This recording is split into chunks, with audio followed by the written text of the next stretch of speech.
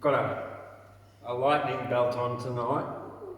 So it's gold and shiny. Hello everybody, welcome to the Australian Poetry Hall of Fame. I'm Thundercloud.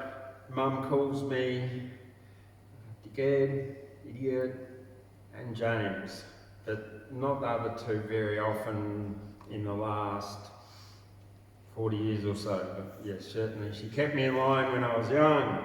Thank you, Mother. Very much. You know, on the zodiac, my mum is sort of like on 28th of January, she's actually directly 180 degrees opposite me. She's my perfect mother for me. Love you, Mum. Let's begin with the show by acknowledging the traditional custodians of the land on which we broadcast, the Kamilaroi, to acknowledging the current connection to the continuing connection to the land of the elders past, present and emerging, and acknowledge sovereignty has never been ceded. Okay, let's have some fun and linguistic games tonight. This one came to me 8 hours ago. It's sort of like, it's my version of an anti-war poem. And the way it's written in triplets too. Two men had a fight, tried to exert his might, proved that he was right. They punched, kicked and hit, wrestled and bit till they both looked like shit. The lesson for beginners, there are no winners if both are sinners. Two men had a talk, respectfully walked, ideas were chalked, growth, acceptance, discussed, in a spirit of trust. To progress, we must. The lesson direct, give all respect and don't assume you're correct. Collaborate with your bro, let go of your ego, co-create, not destruction will grow. Or be a whore to selfishness and war, which nobody wants anymore. That's that. Anti-war poem. That's yeah. All right. Now,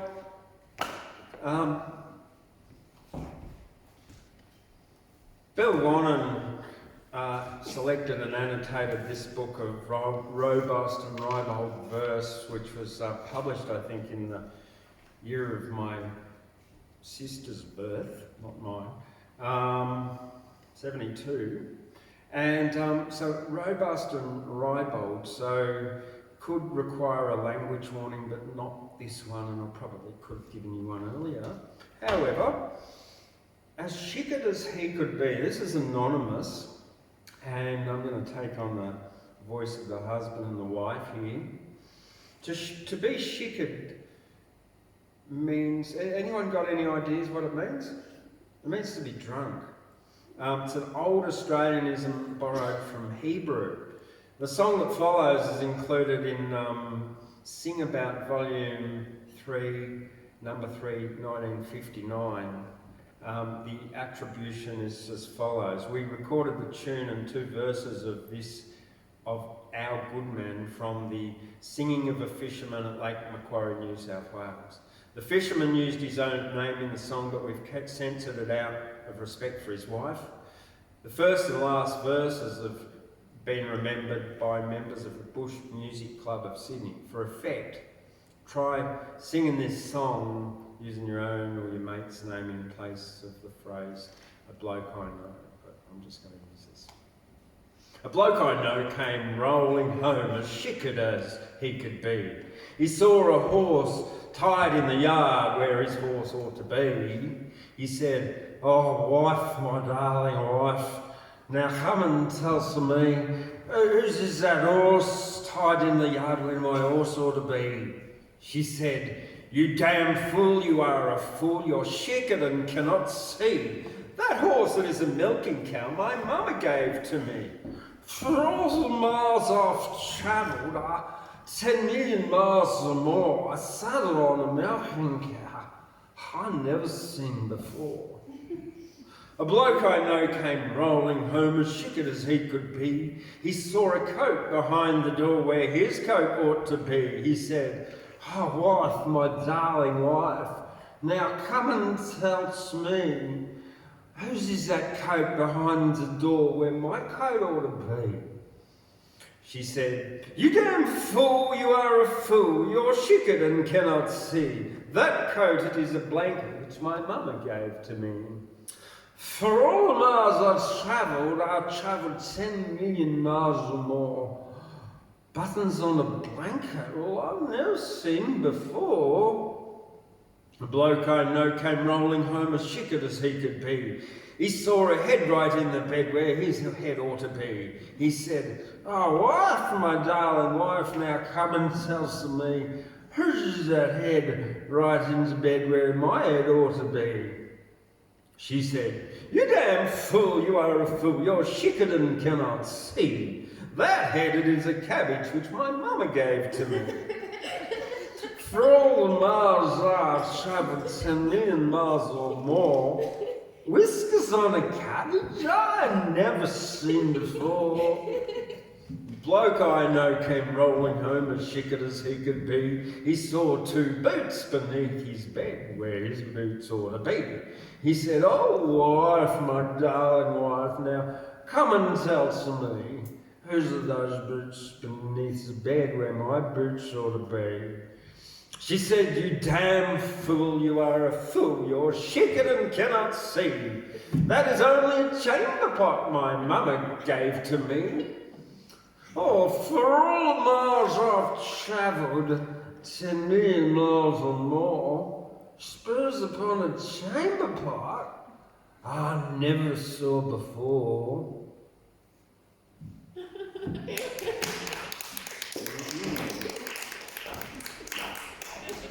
All right, now look, I've got a reason for wearing the hat today. We're coming up this weekend to the annual Guyra agricultural show this weekend on Friday and Saturday.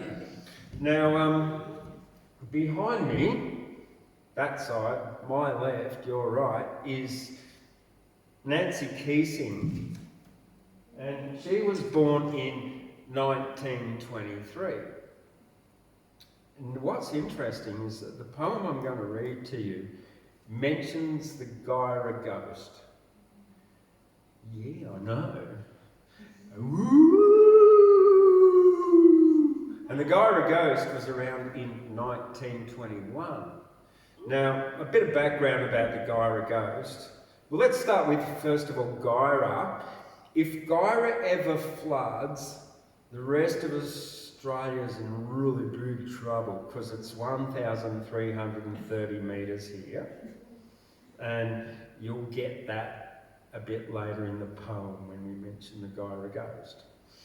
However, this book was published in 68, so she was still in the collective psyche, the Guyra ghost of Australia at that time, whenever she wrote this particular poem. The book's called Showground Sketchbook, and it's a series of 6 poems about a show, the Showground. And I'll do the first 2, and then if that's all right, I'd like to invite, would you like to come up first, Skye? Have you got anything for us? I should have asked you. Or Ashley? No problem. Yep, Ashley, okay, great, wonderful. And anyone else, I'll just show our hands if anyone else is going to come out. Kazza, yeah, okay, anyone else? Yeah, it's all great, wonderful. And Gladys has stayed home because she's waiting on a phone call from a sister tonight who's been diagnosed with a bit of cancer. So thoughts and love go out to Gladys and her sister there. All right. So yeah, so Nancy Keesing, this is hers, and I'm going to read the first 2 here from Showground Sketchbook. This kind of bit why I put on my top hat, like I'm a ringleader, or a ringmaster. But yeah. The show is the show is the show is the show. The children have been there and cannot tell what they've seen. The show is bunting, ice cream, horses they know. They know it's pumpkins the size of a harbour ferry. They know it's bottled fruit in glass mosaic, human cannonball, power loom weaving sheets, tractors and goats wearing ribbons, and something archaic. They cannot tell why they ride on the ghost train twice, why they favour a great white bull or a hurdling horse to horses sedate between harnesses. They cannot explain that the show is a new stream to find its course. Dry in their memory, unacknowledged and waiting for the champion axeman, perhaps to hew away the silted crust of an ancient stream, so water of dream and delight may spurt and shower from the clay.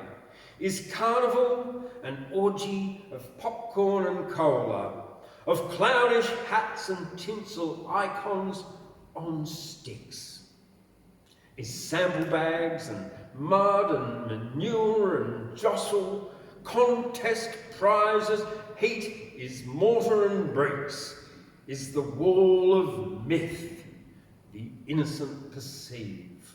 Unrecognised stirrings, cries and stamping feet, fire smoke, need no books, lectures, translation from Greece or Ireland, India, Chile or Crete, no colour daubed from within or borrowed from a dream time, belonging to somebody else and to no one soon, but changeless as the rocket-raped immutable moon.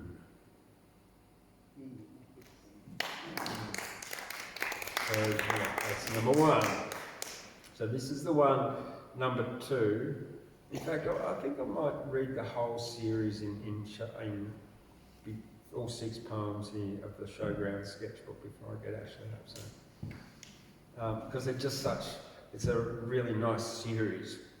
Pumpkin Sings. Yeah, so it's about a pumpkin, this one. With a click go the shears and a hey nanny no, I'm as a spaceship, I'm the pride of the show. I'm round, deep and heavy and a ball of gold. My rind is polished and my flesh is bold. For it took a bomb to hew me. I'm the biggest darn vegetable in this year's show, and the western districts grew me. My stalk was 1.5 yards across, and the wood chip champion tried it. 6 blunt blades and his left foot a loss, but the devil he could hack inside it. Then at last, it's the truth I tell you, the army arrived with a secret crew and a top security nuclear brew, and away from the vine they prized it. The dust flew up and the air grew thick. Some clouds were seeded and the rain fell quick. It poured for a week and a month and a quarter, and the record floods drowned the drover's daughter, the bunyip, the Alice, and the Guyra ghost. I'm the sun and the centre of the show, I'm the most, and they call me Peter the Pumpkin Snorter. Yeah, that's what it is, isn't it? And the record floods drowned the drover's daughter, the bunyip, the Alice, and the Guyra ghost. I'm the sun, the centre of the show, I'm the most, and they call me Pumpkin the Snorter. It is, yeah. Snorter, yeah. All right, so that's where Guyra gets a mention by Nancy Keesing and Guyra's ghost. Okay, here we go. The next one is about a goat, the goat with golden eyes. They're grooming a brindled goat for the judging ring. His stubbed horns shine with wax, his delicate hooves twinkle, blacking his sparse beard combed to a fringe, coat crimpled and brushed, the most elegant pretty king, whose wives, one lean-ribbed with kid, one heavy with milk, nuzzle at hay, awaiting their lord, they are led in single file to the grey dust-coated judge, who garlands the Attic trio with ribbons of silk, and the male goat shakes his whiskery head as he sees an appraising crowd, pricks twitching ears at the noise of a bagpipe band, for who invented the pipes? Who led the wreath tribute on Marduk's frieze? His cold, slut-pupilled, cold, golden eyes, curtain an ancient frenzy, burnished hooves that scuff in dust and papers, once striped flesh and kicked hot blood from Maenad's stream thighs. That's it.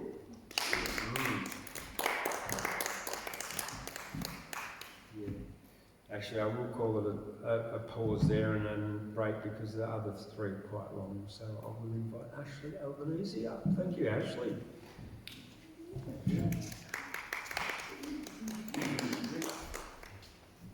Well, the first part of that double triptych reminded me of some sort of strange line that kept changing into Walt Whitman and then Les Murray. I thought it was a remarkable piece of writing.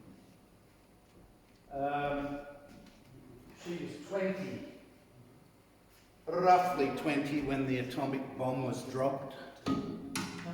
Affected everyone. So many of the artists of that era in the United States, the musicians, became drug addicts. It's a particularly studied chapter of culture, I suppose. Well, so much for the bomb. It speaks for itself, doesn't it? I have my friends here. Hypothesis, implication, and test. Hit if you like, or if you want to go the other way. Hypothesis, implication, and parameter. Hip, hip, hip, hooray. So we can have hit or hip. But all things seem to come with triadics. I came up and sat in the park and I wrote these two pieces for today. And I'll finish with something from the anthology of Chinese literature serendipitously. First, I should say what I've been reading. I sat in a cafe and I read a local young lady who's gone to school in Mexico City.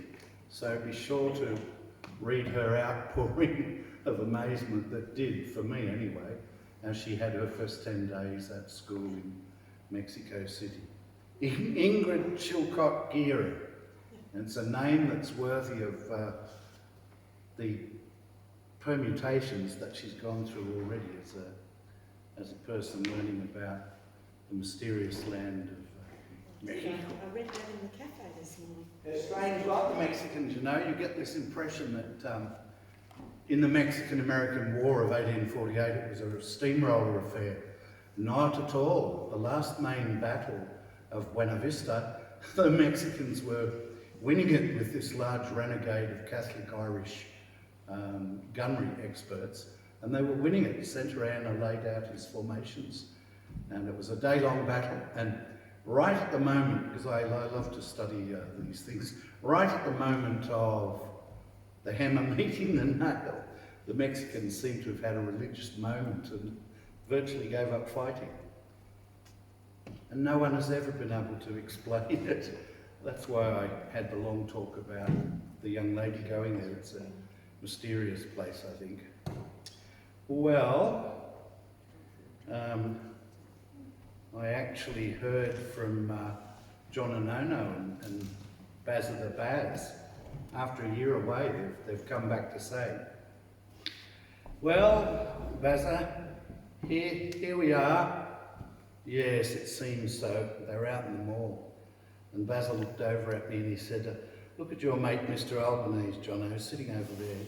He looks buggered to me, taking the outbreak in wars too seriously. I overheard this, of course, and Bazza went on, maybe he's challenged to be here. John and Ono looked perplexed as I looked across at him. You mean, John and Ono went on, he's ontologically challenged, existentially. I read that the other day, Bazza went on in the Herald. I looked it up. Existentially. What's your definition? Well, I looked it up. Just forgot. I watched him go fidget in the palm of God's hand, his mobile up front to his beady eyes. He looked down at the definition from the cell phone, says, existentialism, when existence precedes essence. Sounds good, doesn't it? Jono went on, is there essence after existence? Enough of that, Jono. And I know you're trying to be an intellectual, and you are, but this is not the place in Beatty Street Mall.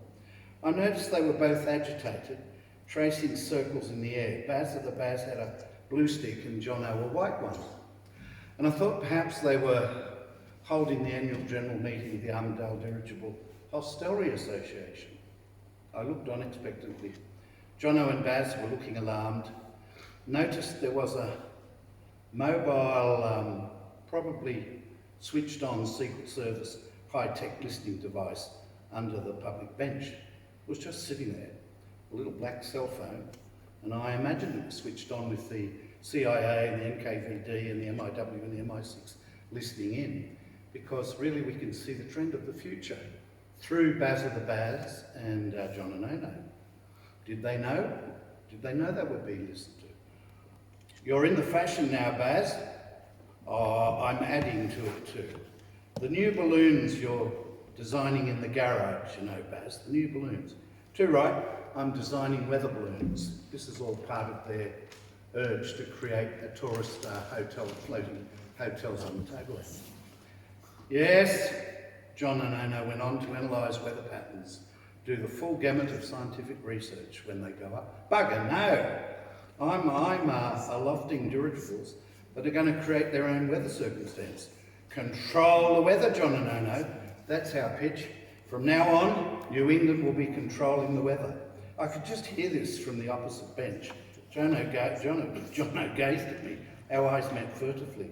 You need to with this type of discussion. Who else was listening? I'm building a set, Bazza went on. There's my Chinese set to come down and cause havoc on the great American rivers and enlarge the Dust Bowl. There's my Russian rocket carrier set, the US dollar dropping set. Jono went on, you mean printing currency, don't you? No, they drop the notes snowflakey like before the ink's dry. Basil looked around before he went on. I'm launching weather change weapon balloons, US balloons to seed the skies for flood, and China dirigibles to fight Yankee designs for weaponry, drought, flood, fire, assisted transformation. Yes, they're all against each other, and I'm going to have a third unit of balloons that will go up and stop their dastardly designs and ask them both those superpowers with great volumes of money in their pocket to give me some, or I will disintegrate their plans. Oh, not at all, John, no. I'm up. He pointed skywards, at least one up, maybe more. My third type of balloon is a duper super that controls both the Chinese and the US systems, and I'll bargain with them for the best deal to let them float away peacefully. You mean shoot them down? No. I'm going to trade my designs to the highest bidder, or both. Perhaps both, in a manner of speaking. You see, I have balanced zapper firing technology that, like an antidote for poison, will just make a new dimension and horizon for climate science in future. I'm going to be a third pole in this, and I'm going to end the militarisation of ballooning. They'll pay, won't they? Do you think they'll pay, Basil? Well, after all, it's a big investment they've made, and I can, as it were, give them a final insurance on the climate control strategy. Well, the clouds were beginning to lower, dark with menace at this point. I wondered how long to rain. Would any folk come to claim the cell phone before it was puddled away to oblivion? I looked at it closely to see if any lights pulsed, if there were any buzzing sounds, redolent of future prophecy. I couldn't hear the last part of Baz's and Jono's colloquy. Some lightning overhead reminded me that even if produced chemically, the weather would still have its discombobulations, theatre and interruptions. Both men rushed off, with Jono shouting, the wind and the rain starting to push at their back, shouting back at Bazza the Bass. Which is it today? Hey, Bazza? Chinese, American, or your own dirigibles causing the current storm up there? Oh, it's pissing down on us. Can't be you, Bazza. You're not that indiscriminate. Bazza shouted above the thunder and lightning. As they went together to the end of the mall, I noticed they borrowed a purple umbrella leaning against a bicycle rack. I knew it would be returned later. As Bazza exulted, up, the weather, up, the weather. Oh, he was getting quite carried away with his purple umbrella. So that was unfortunate that they're going to try to create another product that will challenge the American and Chinese balloons. Mm-hmm.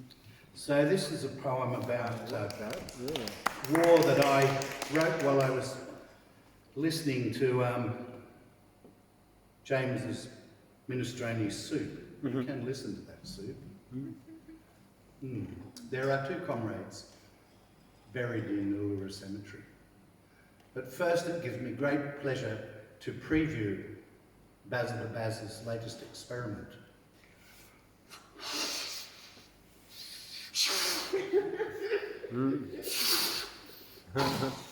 Yay! Well, I'm lying out at Olera, this is called. I'm lying out at Olera.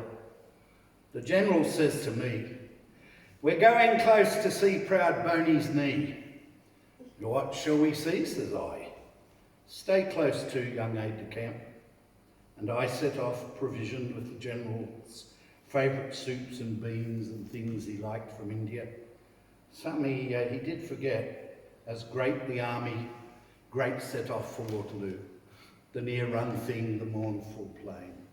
He laid them out above the mud, his troops that is, a hill to pillow and protect his needed reserve, and then their blood-red coats would soon appear and square form quick as the blue-coated Frenchies, rearing high, fell upon us. Melee of twisted flesh, cavalry and troopers, writhing all as one.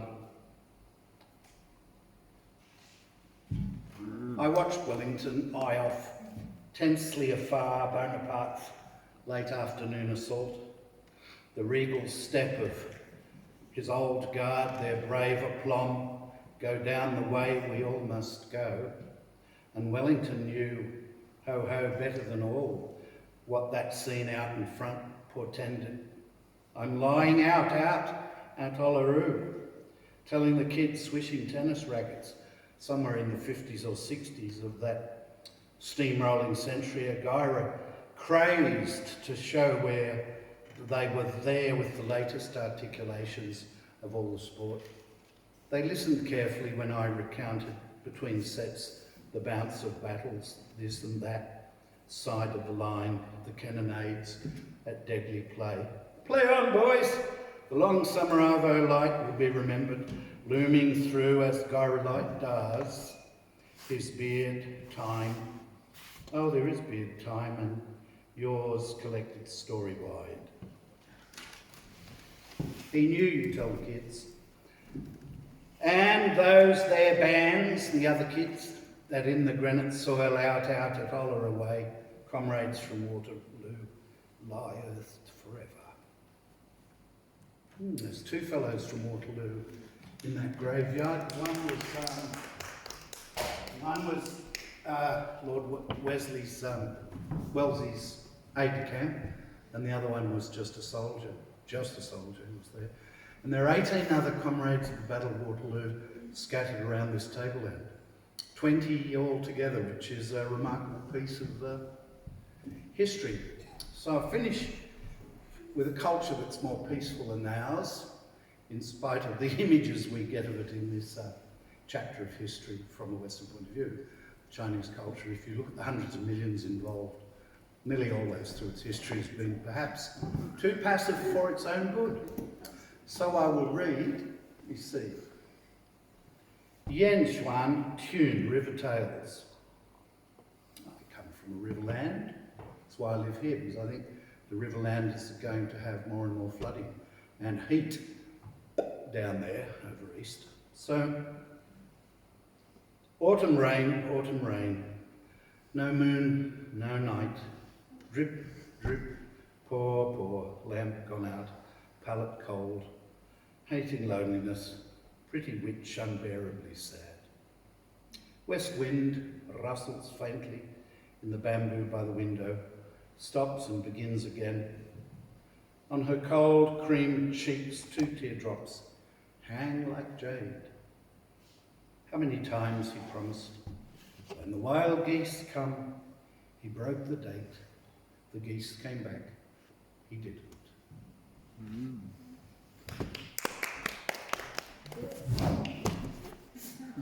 So James, don't dream about witches in the mist across Chuck Lagoon.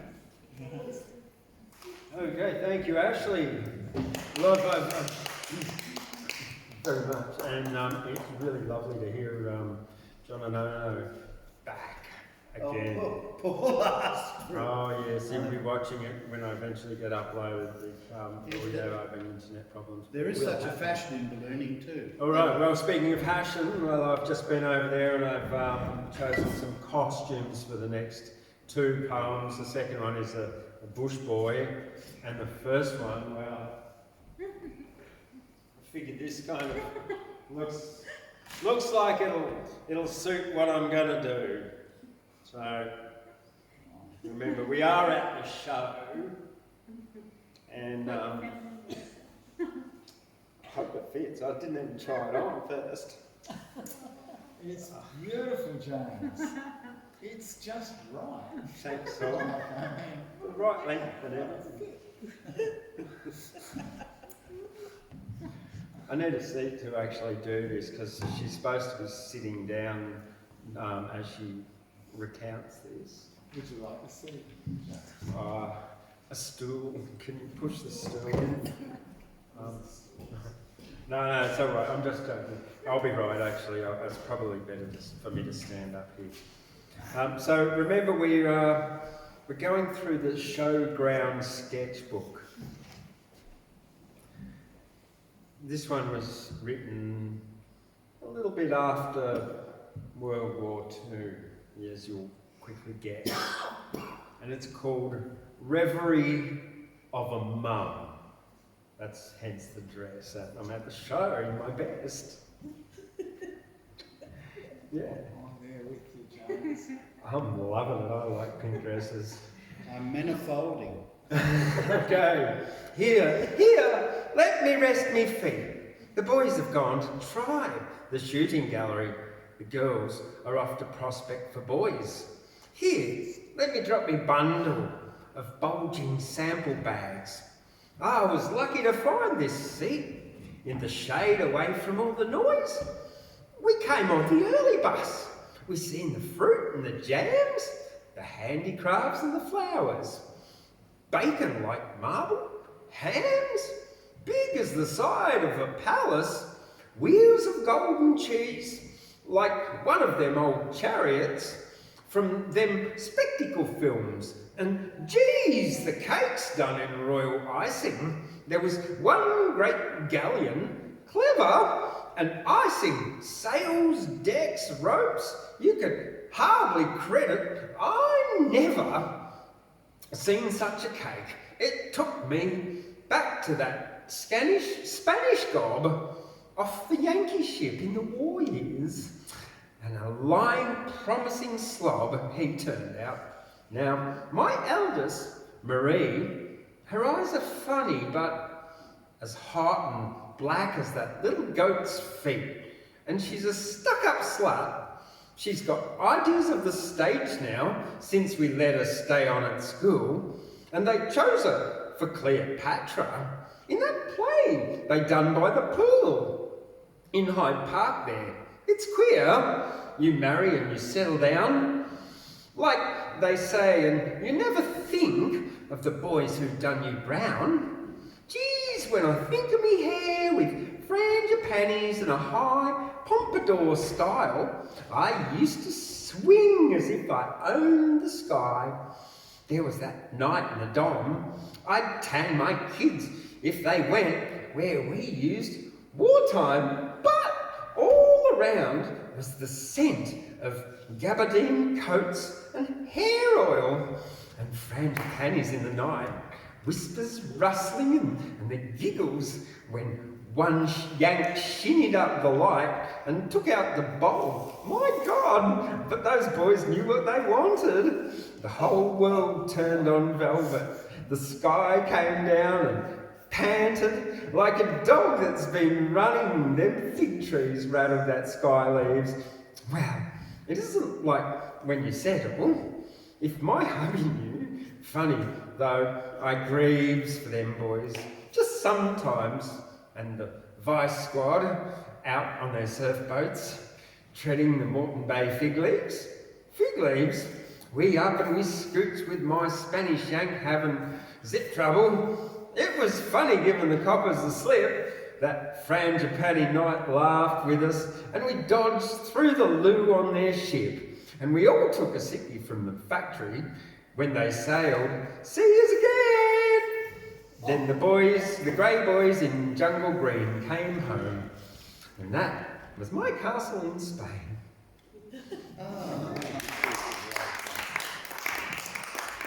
Okay. When did she write that, do you know? No, I really don't. The book was published in 68, so yeah, somewhere in that period. Excuse me. Very Australian. All right. Okay. Now let's stick the hair up here. This hat used to fit me when I had no hair, but now I've got to stick my hair inside it anyway. Bush boy.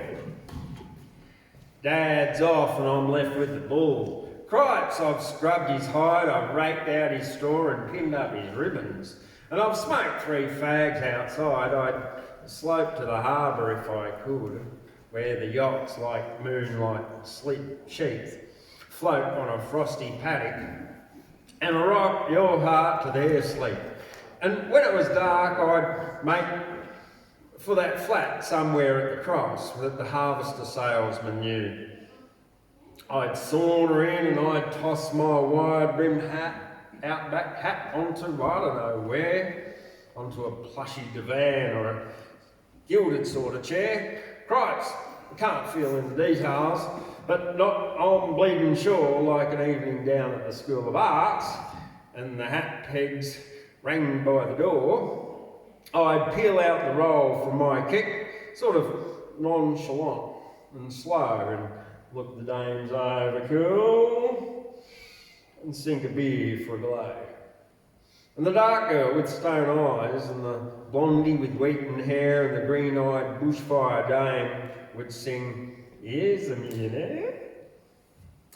Down from the fish river zooms a bloke worth $1 million. Let me clutch his black leather coat and ride with him pillion. And so pack up your makeup, honey, and let's make a push. We'll burn the roads at 90 and I'll buy you the bush. That's okay.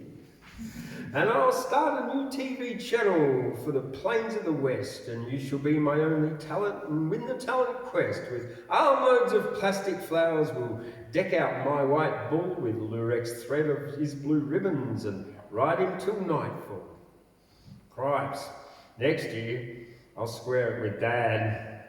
to get away from these shows. Cripes, there's the call for the grand parade. Now, where's the chain for his nose? All right. I'm going to put on the dress again because I'm going to take on the persona of the refreshment room waitress.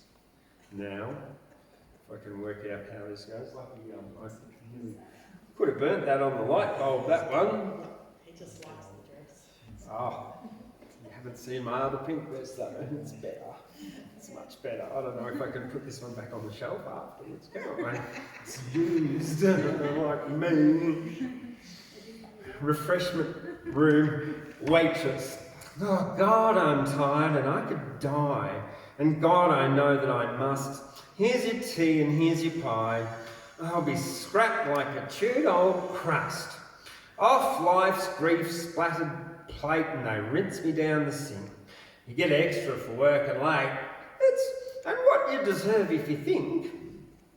I can feel each one of me bones dying. I can hear me skin. It's wet with sweat, but it moans from the wrinkling drought within. Under starched cap, my hair whimpers from terrible thirst. My lungs pant for cool air. My breasts and womb are the worst. So long to be dry. 2 coffees, 1 lime, 4 teas. Even from mud they'd suck, wallowing on powdery knees. I don't usually complain. It's the show and the crowds and the dust. I'll work for the kids in the car and the HP man till I bust. Today, in my screaming flesh, I have buried her. She's dead. All that is left is tea and pies and smears and slopes in her head. I am dead. Ah, yes, I know I must die. I'm dead. But I'm still afraid. I'm dead.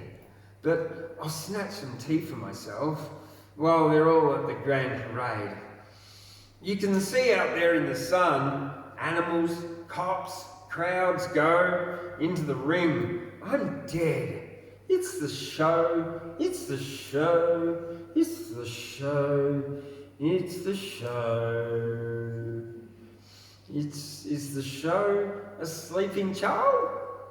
In a bus, sample bags in hand? Is the tally on his face of floss, dust, tears? Or his dream, his history? This his land? His memory, fear, delight, adventure, feast and defeat? His poverty and wealth? His Sydney, New South Wales, Australia, the Southern Hemisphere, the Earth, space, infinity? Oh, yes. Like that. Yeah, the tea room lady. Okay, look, I'll do one of my own, which I didn't get for me before I invite Saul up, and then after Saul, you got something, Kazza? Yeah. No, are you going to do? You got anything for us or not? No, you don't. Yes. Well, I've never done this before, but it will be fun. Yeah, absolutely. Okay. Yeah, if I can just find my screenshots. Oh, well, oh, okay. Happy Valentine's Day. Okay, will I do this one? Yeah, of course.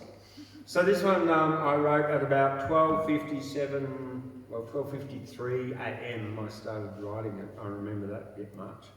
On Valentine's Day. This is not... Oh, it's beautiful. It sort of suits. It's pink. It's Valentine's, right? Because it's happy Valentine's Day to all the single men. Valentine's Day. And I'm happily married to me. I can eat ice cream if I want for breakfast, lunch and tea. But I don't. That self-responsibility. I love this body, strength, speed, balance and agility. I intend to go very old and always have good health. Avoid the pollutants, practice preventative health. Happy Valentine's Day. I'm in love with myself, but I admit it gives me a good reason to look after my health. As a father, I have to set an example for my sons to follow. Being the 1% sample, push myself on. Stay strong all life long. We only get one shot at life.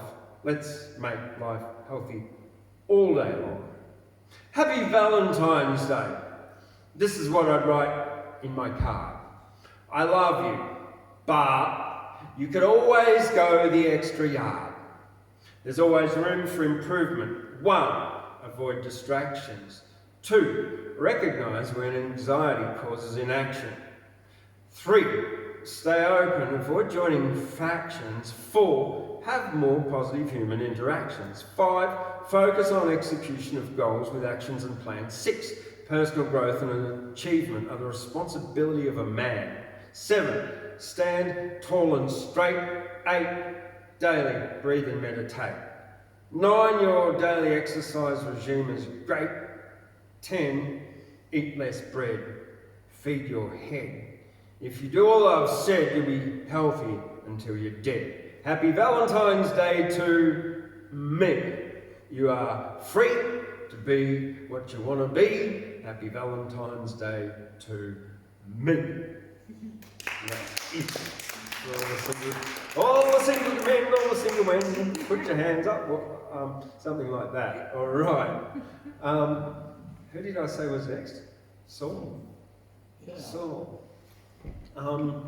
Yeah. All right. That's it. Happy Valentine's Day, Saul. Happy Valentine's Day, James. It was a wonderful day. Lots of love. We all need a bit of love. Even if it's ourselves, particularly if it's ourselves. So, that way you always know you can get some. Yeah. Which hand do you use?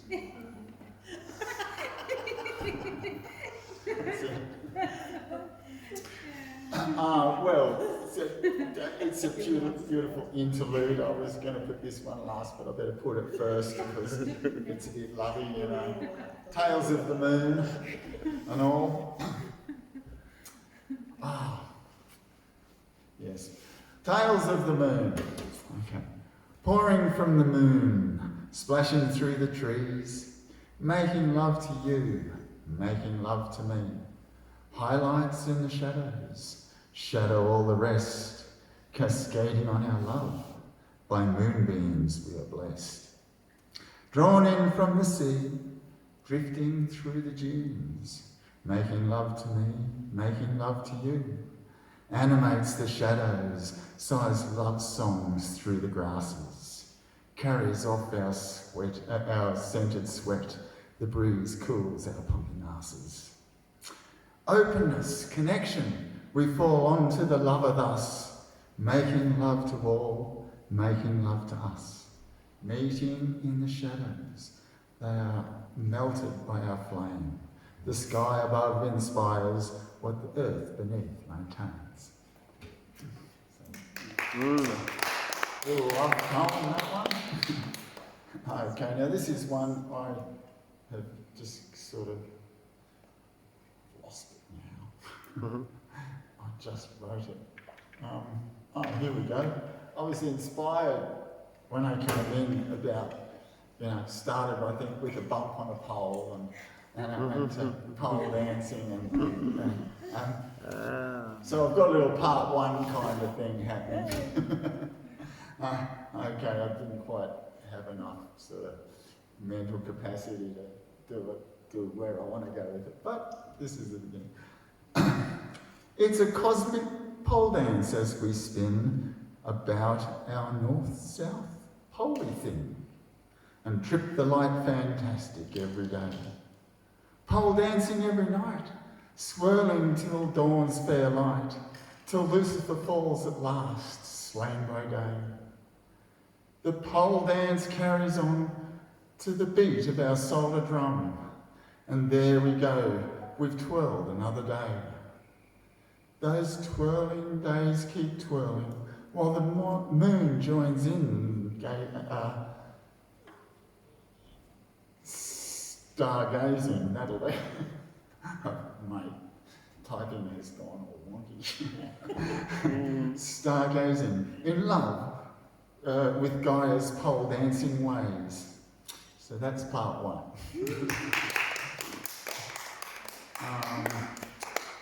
And, gee, I don't know. I was going to do the fox poem.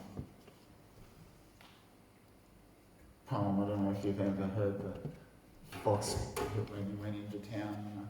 But I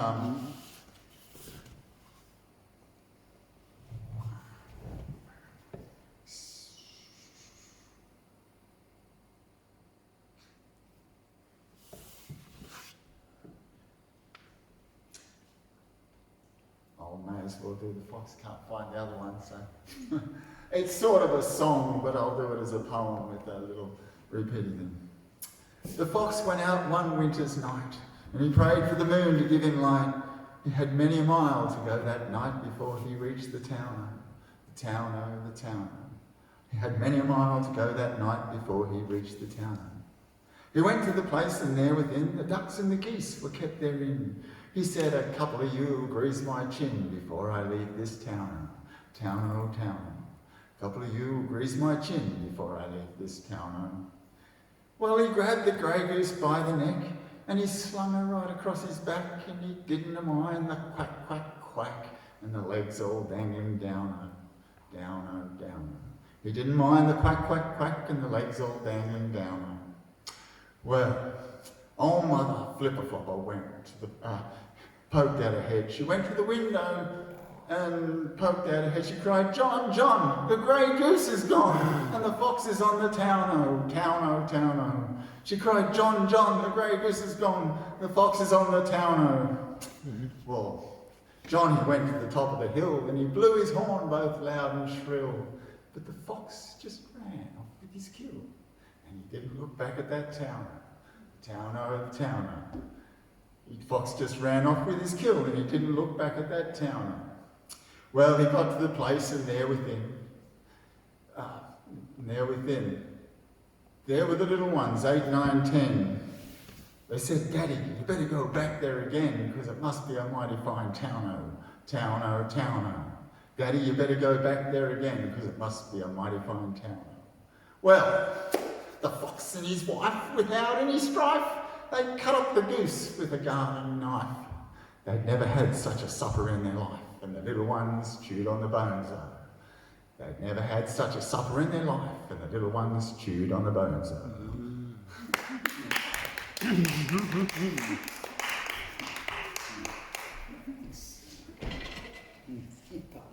Right. Hang on a minute. What's a bogan, Dad? What's a bogan, Dad? Well, the term bogan Bit different to a bogan mum, bogan nevertheless. originated in Australia. I'm going to see how I'm single now. And it's been used to describe a subculture within the country, and the word has been used for several decades and has undergone a number of transformations in meaning over time. The exact origin of the term is uncertain, but it's thought to have first originated in the 1970s as slang to describe a person who was perceived as unrefined or lacking in taste or cultural awareness. This is typically seen as being working class, having a distinctive Australian accent. The term was often used to describe people who lived in the suburbs or outer regions of cities, as well as those who were involved in motorsports or other working class pursuits. Over time, the meaning of the term bogan has evolved and become more complex. While it retains its original connotations of being unsophisticated and lacking in taste, it has also come to be associated with a particular subculture that is often seen as being rowdy and unrefined. This subculture is often associated with heavy drinking, partying and other forms of reckless behaviour. Despite the negative connotations, the term bogan has become more widely known. Despite the negative connotations, it has become an important part of Australian cultural identity, is widely used in the country. Many Australians embrace the term and use it in a self-deprecating or humorous manner, while others find it offensive and view it as an insult. In recent years, the term bogan has become more widely known and has been used in other English-speaking countries, and that includes India. Yes, it's true. While its meaning, and the word deadly is also used internationally now too, so just on that note. Its usage can vary in different countries. It remains a key part of Australian cultural identity and continues to be a subject of interest and debate. Well, in conclusion, the term bogan has a complex and evolving history in Australia. While it continues to be associated with negative stereotypes, it's also an important part of the country's cultural identity, such as Aussie hip-hop, and is widely used in a variety of contexts. You could even call those Leche pricks bogans of the worst kind, yeah. Anyway, so one of the Australianisms that we tend to adopt is the shortening of people's names and the addition of a vowel sound at the end, like an O, so you've got Wayne, Wayno, or Davo, Billo, and then you've got the ah, so you've got Kazza, Bazza, Dazza, Shazza, Wazza, Wazza! Yeah, something like that, yeah. You did that well, didn't I? I've heard that one before. Wazza! Alright. Barry is a bogan, known as mates as Bazza. Bazza's shags a Sheila called Sharon, aka Shazza. They have a daughter named Kazza, Karen nicknamed Kazza. Darren is their son, also called Dazza. Now, Bazza, Shazza, Kazza and Dazza live in Logan.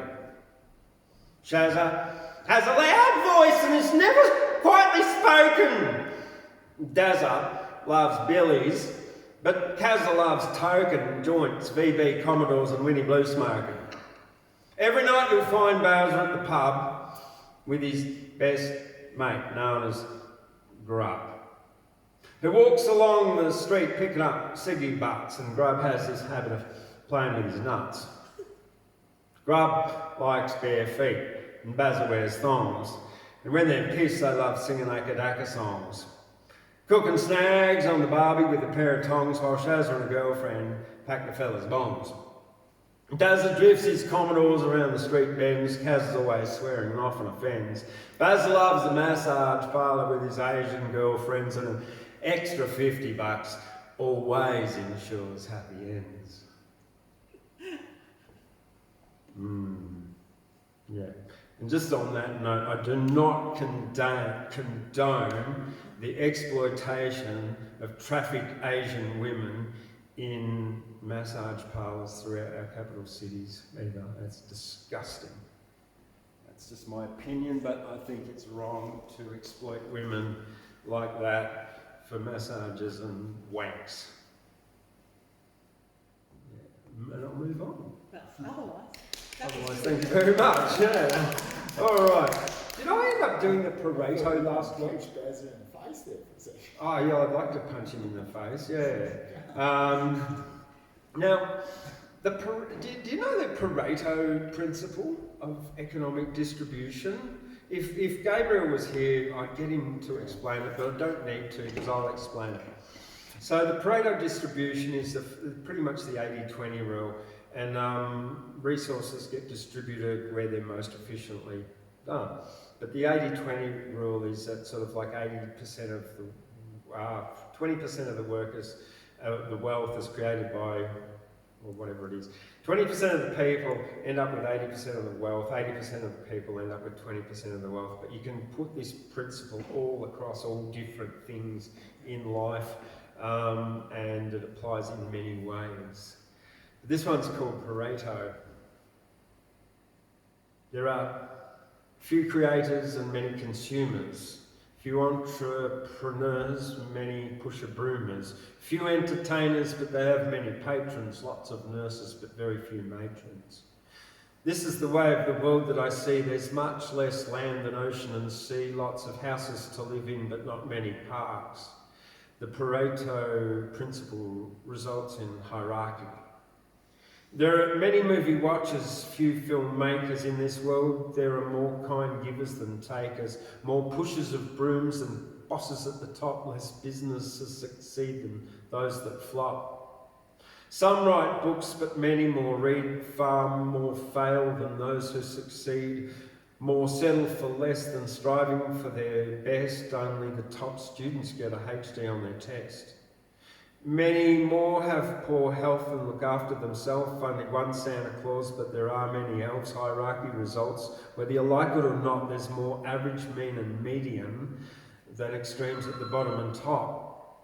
There are few that excel, most are normal or slow. This is the distribution of the Pareto on a curve that's inevitable and will always be bent. Few create wealth, for most money's to be spent. Did you write that? Yeah. Oh. Oh dear. So I would. Have you got something you got to do? Kazza, we've got a new reader tonight. She's a blow-in a van, I reckon, because Guyra gets. We got the Mother of Ducks Lagoon down there. It's free camping for RVs, and that means we get people popping in with poetries. Yay! Here we go.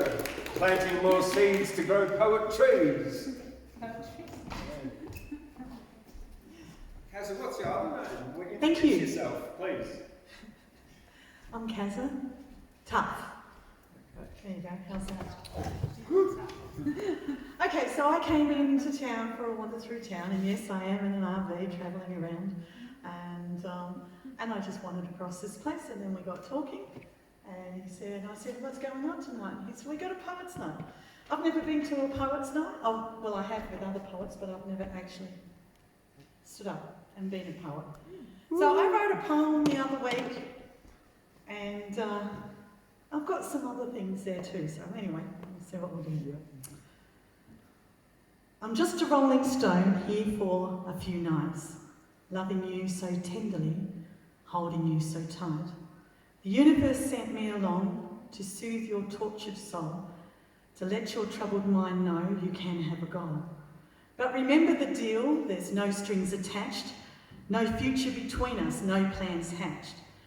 As my journey is different and I gotta travel round, a solo trip to find myself, unsure where I'm bound. So please don't try to tie me down with words you can say, just treasure sweet memories made together to help you on your way. Woo! Yeah. So, I also wrote a few other things in my past that I have turned into a song. So, can I do one of those for you too?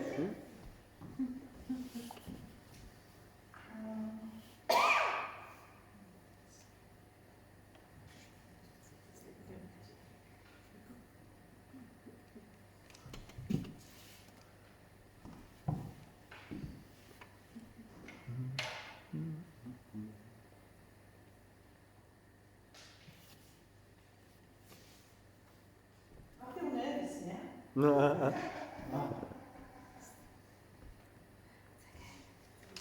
It's the starlights, you know. Huh? It's the crowd, it's so big.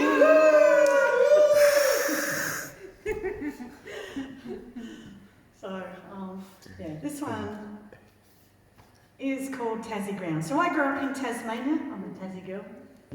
Bit of a bogan. Way down south, the bottom tip of Australia, there's a little bitty state called Tasmania. That's the place where I come from. You can get down there flying on a plane, you can hop on a boat and go across Bass Strait, and it's home, the place I love, my home. Old Tasmania, it's calling me home, been away too long because I love to roam. That homesick feeling that comes around to be with my family on Tassie ground, because I'm Tassie bound. I was born in the city of Hobart, and I grew up in a suburb called Claremont. The smell of chocolate fills the air and the ghost of the tiger lingers there. You can see Mount Wellington from my back door. When there's snow on top, it chills you to the core. Brr. Well, there's devils in the bush, you better beware, and the spirit of the convict is everywhere. Don't worry about the rattle of the chains at night, because it all fades away with the morning light. So much history when you search it out, sandstone buildings scattered all about this land. So old Tasmania, it's calling me home. Been away too long because I do love to roam. That homesick feeling that comes around to be with my family on Tassie ground. I'm Tassie bound to Van Diemen's land to be with family there on Tassie ground. Yay! Have you had enough? No, you got another one? Oh, no, I do, but like, Yeah. have you had enough? Yeah, no, another one. Come on. Yeah. Practice makes perfect.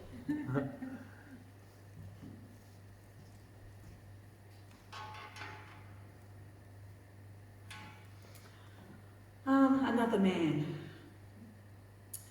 I didn't want another man in my life. My dreams had been shattered, no longer someone's wife. 3 young kids, a mortgage, and a career left long ago. My confidence gone, just want to be alone. I didn't want another man. But there you were, so tall and proud. You caught my eye, stood out from the crowd. Next I'm dancing in your arms, sparks are flying, and all your charms. But I didn't want another man. So I kept resisting you, kept pushing you away, but you kept showing me that you were here to stay. And brick by brick you took the walls down from my heart. As they crumbled and tumbled, you gave me a new start, even though I didn't want another man. Now here we are, so tall and proud, you hold me close, we're in the crowd.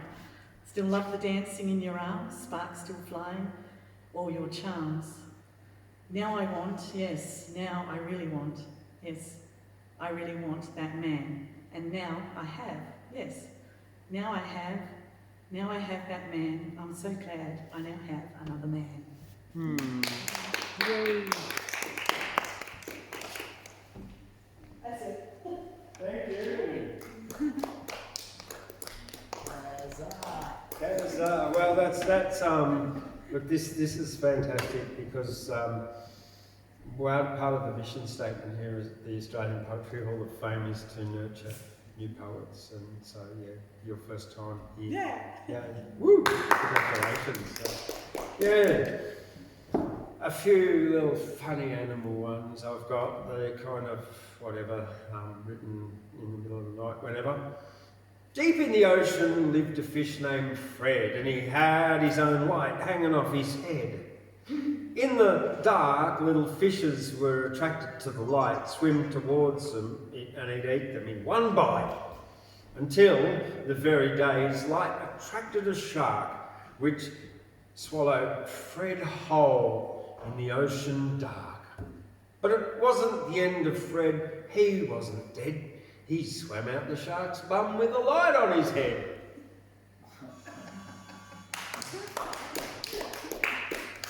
Why wouldn't you? And of course, and then there's a couple more here I've got for you. Little animal-y ones. Very little. Skye will appreciate this one. And you're up next, by the way. 4 chickens were lifelong friends, but in only 6 weeks their friendship ends. They never went far except to the abattoir.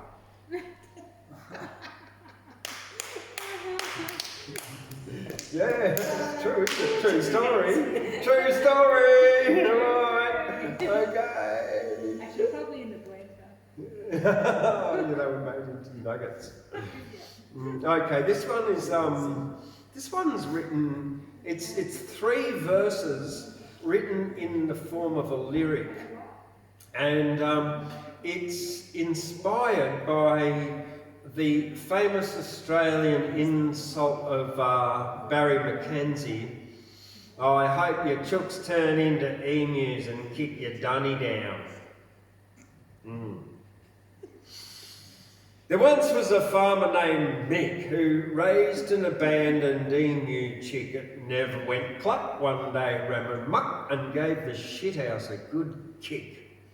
One day Mick was having a big shit. His emu ran at the dunny and kicked it. The dunny fell down. Mick was covered in brown toilet paper, piss, also the shit.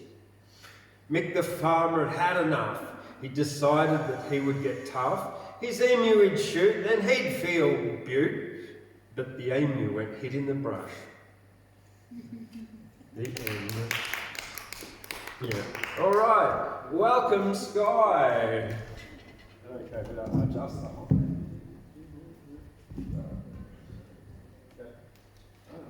It always looks very interesting. Oops.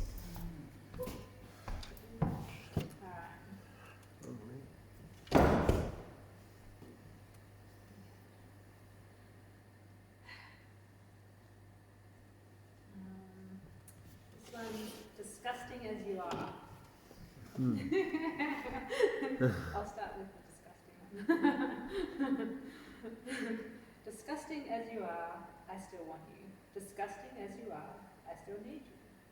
And although you are as disgusting as I am, I'll never claim I'm disgusting as you are, because I need your disgustingness.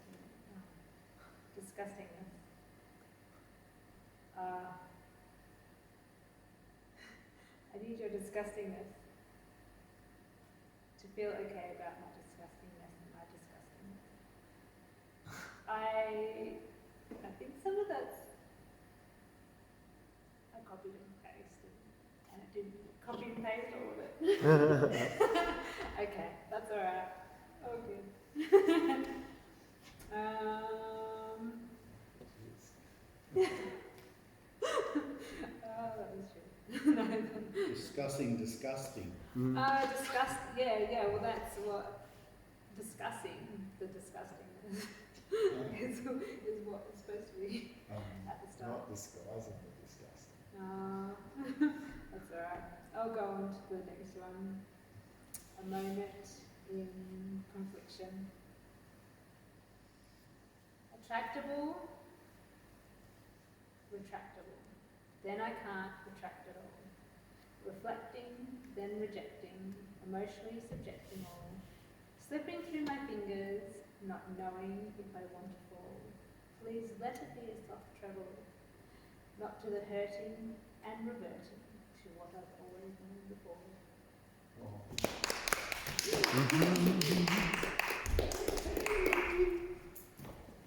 Have we got anyone else who's going to come up here, or we got anyone else? Okay, well then I'm going to finish off with a few. We'll start with the flower. This one, one of those sort of kind of surreal, weird ones that just comes out of my head as they do. This one is an A-B rhyming scheme. A flower grew beside the road. Along came a big red lorry. It flattened the flower like a toad that drove away without saying sorry. A flower beside the road lay flat. Along came a dog that peed on the flower, and then it chased a cat for 20 minutes and an hour. A flower lay flat, squashed by a truck. A cat was being chased by a dog. The truck driver didn't give a fuck. The cat went and hid in a log. A log was dislodged, rolled down a hill, landed in front of the truck. The driver hit it, felt like a dill, and the cat in the log was fucked. Down a hill, a dog chasing a log, and a cat was hit by a lorry. The lorry was fucked, plus the cat, dog and log. The truck driver was sad and sorry. A flower was flattened. It came back to life, stood elegant in its own beauty, while all about was chaos and strife. That roadside flower was a cutie. I like the way in the very beginning you get smashed, and then it's like you totally forget about that flower, and then there's all the truck and the dog and the cat and the log, and it's a beautiful flower. Yeah. So yeah, you bring that one right round back to the beginning there. Now, the last one I've got for you is red. Red. And basically the first line is where it gets, I got the whole idea for the poem for. There are many thoughts going through my head, like, how can I explain red? And how could I possibly explain blue? And what makes something false or true? How many fish live in the sea? Is it possible for a human to have the strength of a flea? Do roadrunners actually run on the road? How long should I let the grass grow before I get it mowed? Are dog sharks a cross between a dog and a shark? How can I be better at seeing in the dark? Why beef, lamb and pork, not bull, ram and pig? And those judges, they look ridiculous in a gown and a wig. There are many thoughts in my brain and in my mind, like, a strength I need to work on is to become more kind. I can eat an apple. I can't eat an apple if it's not a fruit. Something about Japanese women that makes them cute. My shoes are on the floor and I'm walking in bare feet. What are the best sources of protein that aren't meat? Have I got enough whey protein? Do I need cacao? There are always improvements I can make. I've just got to work out how. I can't explain red, orange, yellow, green, blue, indigo, violet. You know what I mean. Next moment I'm looking at a lava lamp. Chalk, sticky tape, a stamp pad, and of course a stamp. There are many thoughts when I listen quiet. I write them into poetry and then I feel all right. One day in my life I'll visit the Antarctic. I find writing relaxing and cathartic. How many days did it take to build Rome? A homeless person has the whole world as their home. A rich man can't take possessions when he dies. Do blowflies blow? What about March flies? There are many thoughts going through my head, but I'll be stuffed if I can work out how to explain red.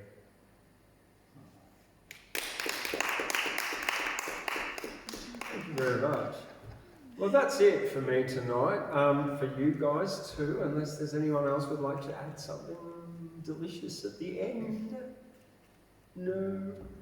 Okay.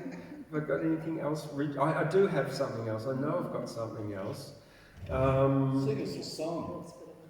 Ooh, a song. Sing us a song.